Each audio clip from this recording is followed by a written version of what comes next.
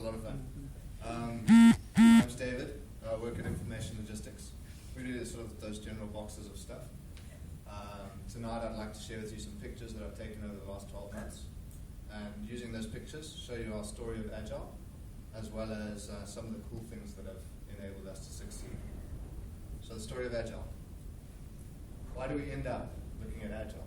Because we feel frustrated, fed up, disappointed. We look for a better way. For us, I found this thing called Scrum while working at Microsoft, and it was great. And for a few years now, we've been doing Scrum, built a great team, and the annual Scrum gathering is like our Christmas. We take 2 days, no one in the company works, we all go to the gathering, we get aligned, and we try to head in the same direction. And getting headed in the same direction is really at the core of what we need to do. Rock stars, being less annoying, working together, looking in the same direction. Yeah, that's more than pair programming happening there, and everyone's actually being productive. So to take you through the flow of how we do Agile information logistics, there's some pictures coming up, and then as I promised, some of our magic ingredients that we've managed to get over the last 12 months. So it starts with a vision. Big blue sky thinking. It's the end of a binary vision exercise we did, trying to bring a group of people together and make them a team. 3 different companies, great product, great vision, and we're looking to change the world with this product. So that's the product owner there. He's an amazing guy. And out of that vision, we can then try to build a map of where we're going. This is a 2-dimensional story map. They're pretty cool. If you're interested, look them up. We also just build the traditional stack backlogs, or Excel, or track, or whatever you like. The point of all of these things is to give us a framework, an idea of where we're going, so that we can have passionate planning. Really passionate planning. Everyone needs to show up to planning. Everyone needs to be involved and actually put themselves into it and understand what's going to happen. Because on the table, we're trying to build artifacts. These things we're going to live with for the next week or 2 weeks. That's like 2 cricket test matches.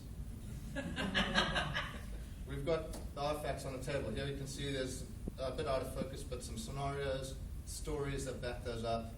Last week's burn down, which is a bit of a fail. We're wondering how we can do better. And some technical debt items that we're pulling in from the top. So those are the things that we're going to get for the next weeks. We put them up on the wall so we see them all the time. They're going to radiate. We can come up, take something off there, put our own initials on it, start working on it. Each team member takes responsibility.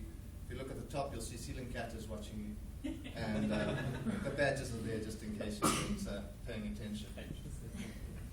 Every day we meet for a daily stand-up. This is the heartbeat of Scrum. Everyone comes back together, checks that they're aligned with their goal. We help each other out. I think most people here understand the core things of Scrum, but the idea is really that you check what you've committed to, people can help you out, we can work together, and hopefully we met with the faces of success. Very tired faces, a whole lot of hardware on the desk, and a little bit of printed paper.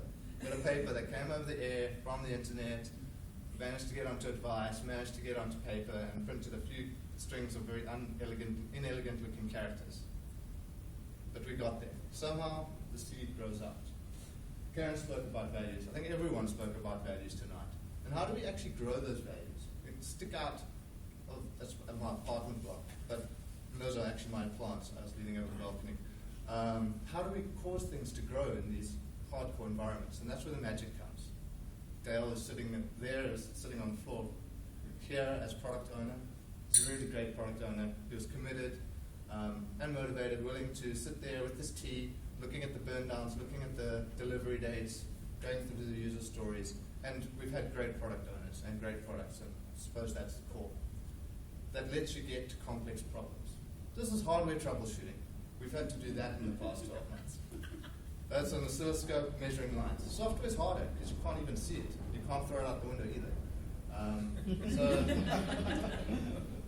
If you do really well in your troubleshooting your complex problems, you need to relax.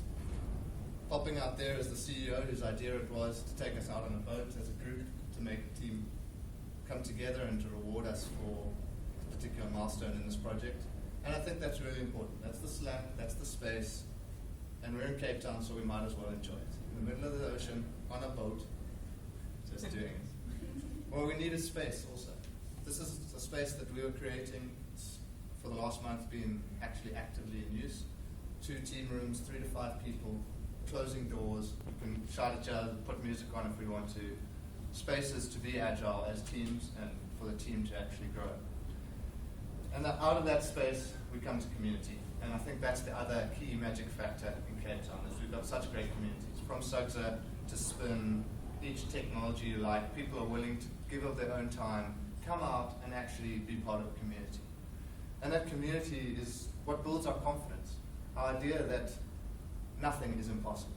This is a team at City Build It. They're not a software team, but this is up on their wall. Empire State Building, 1931, in the middle of the Depression, 102 floors, 320 men per shift. There you go, 19% below budget, and done in 1 year and 45 days. And a month early. So, when you finish stuff, you've got to congratulate. You've got to say thank you. Each of these bottles represents a person who was involved in a project that we've been on. And I think now, in front of this room, I see so many people that I'd like to say thank you to. So to both the people in my company, to the people in the community, and to my clients, thanks. It's been an awesome year. And please get in touch. We really look forward to being part of the community in 2012, hopefully hosting some events. So come for coffee. That's where our new office is. And hopefully there'll be more pigs on the lips. Thanks so much.